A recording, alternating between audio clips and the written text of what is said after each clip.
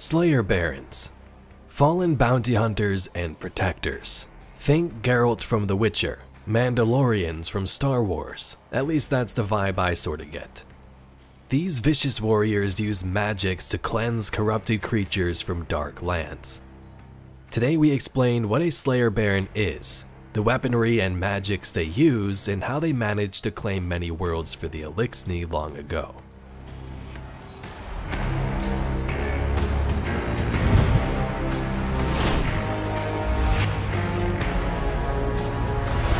So there's a new lore book called The Garden Way available in Destiny 2 Revenant. If you go through Ido's tonics and quests, you'll be able to play some of the missions and unlock these lore cards. In the last couple of days we've been diving through this and discussed the entire lore book in that video. And I gotta be honest, I think it's one of my favorites personally. It really gives you depictions of what Rhys looked like. We had some clues from before, but now it goes way more in depth, so we'll talk about that a bit. But let's first start with these Slayer Barons. The Slayer Barons had tamed Rhys back when it grew wild and disordered in the first century of the Great Machine's ether floor. First was Rhys, and then the moons beyond our sky, which were often hostile to us.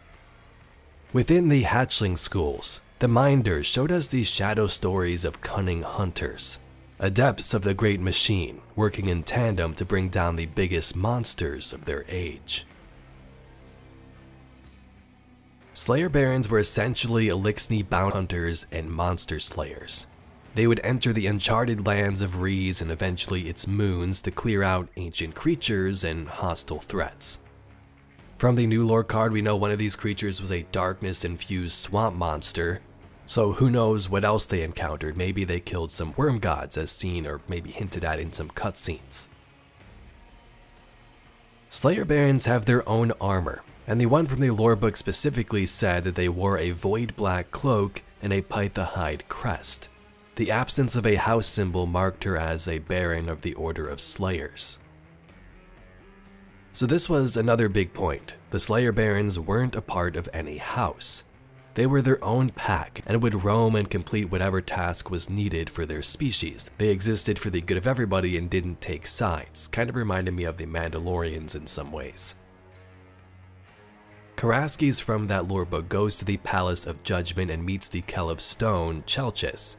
And it's here where she takes out an order to hunt down this creature that's harming an Eliksni's farmland. We Slayers were never lords. We had no Kells. We came together to defend our people. We were Barons of Rhys in the Great Machine, not this house or that. These fierce warriors had many tools at their disposal, weapons and the old Eliksni knowledge to craft tonics. Behind me, I heard the whine and snap of arc energy. I turned to see Karaskis draw a short rod from the lining of her cloak. In her hands, it drew apart into a thin spear, crackling with power, and this she threw into the dark heart of the thing that hung suspended in the rift. Slayer Barons used what's called an apothecary satchel. This is given to you at the start of Revenant, so you can craft your own tonics and magics in this new artifact. The original Barons used apothecary mixers such as this one to brew eclectic medicines.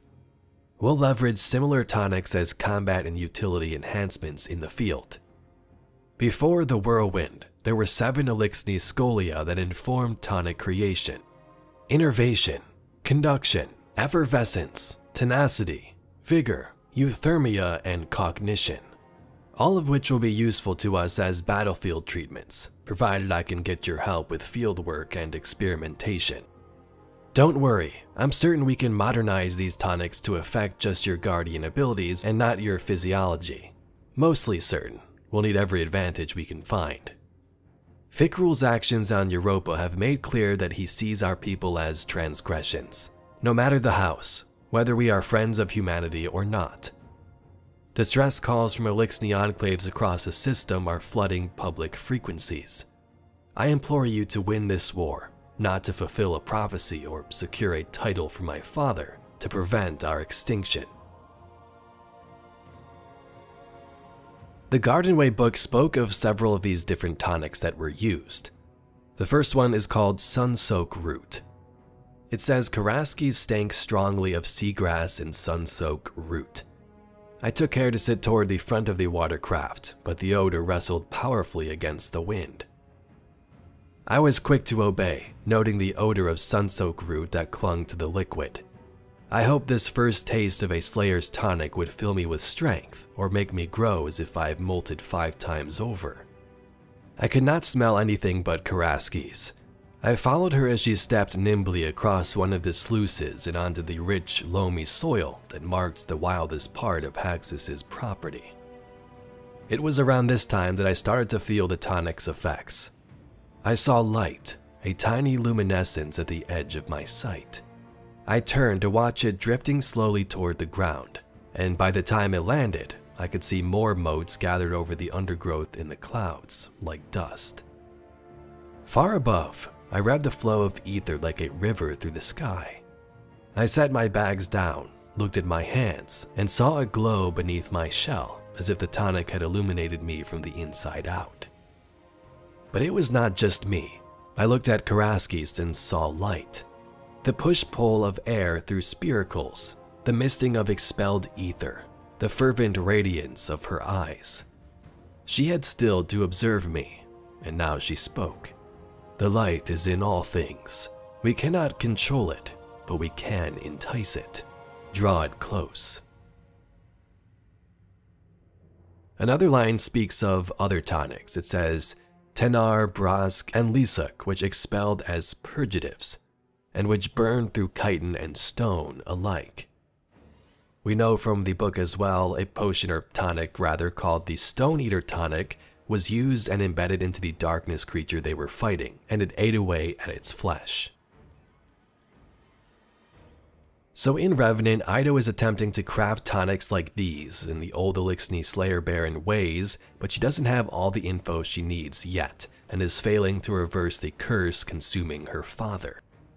You can imagine though that with unique tonics like these seen in the lore book back on Rees, I'm sure something would be able to help Mithrax if we just figure out a way of how to get the ingredients and how to craft it, right? We've also got some great descriptions of Rees itself, further than what we've had in the past. Here's a quote from Varix a time ago. What have you heard of my first home? We say there were buildings that touched a forest green sky, winding paths through gardens of smoke. Beautiful storms that left a gold shimmer on our streets. Truth or rumors, Varix will not say. I give my homeworld to the legends. Rees was said to have had carefully tended lakes and rivers, with fields of lush iridescent crops and groves of starkly colored trees. The sky was also described to be a light pink color. In the new lore card, as the Slayer Baron and their apprentice are going to find the creature, they travel through Rees by watercraft. And they speak of many different areas they went through, sprawling residential districts that turned and cut toward the listing sun. Crowds thinned as they went by canal-side markets that gave way to orderly arrays of residential towers and aerial traffic. Then to radiating lines of transport arterials, waterways, and roads, connecting each of Rees' great cities to one another in a shimmering network. They passed the site where the Great Machine first visited Rees. They call it the hill at the heart of Rees Athlodri. Now this image here is an illustration stock image from Shutterstock, but I was looking for something to give you an image of what this might have looked like. It's really cool to at least get these descriptions though, and close your eyes and imagine what a place like this would look like. We've been with the Eliksni for a long time, both as enemies and now some of them allies, and it would be really cool to get some actual concepts or maybe even visit this world someday. Of course, the Whirlwind, their own collapse happened, but maybe it's like a throwback or prequel type thing. Most of the Eliksni we encounter now are broken and long for those previous former days of their luscious planet and moons. Farms were also super important in Eliksni culture, and shanks were originally used to tend to those crops, thousands of them dispersed over a single farm field to manage and maintain the area. But there you have a deeper look at the Slayer Barons, how they work, some of the weapons and tools they used, and how it all connects to Revenant now, your guardian taking part in some of the same actions those barons did long ago.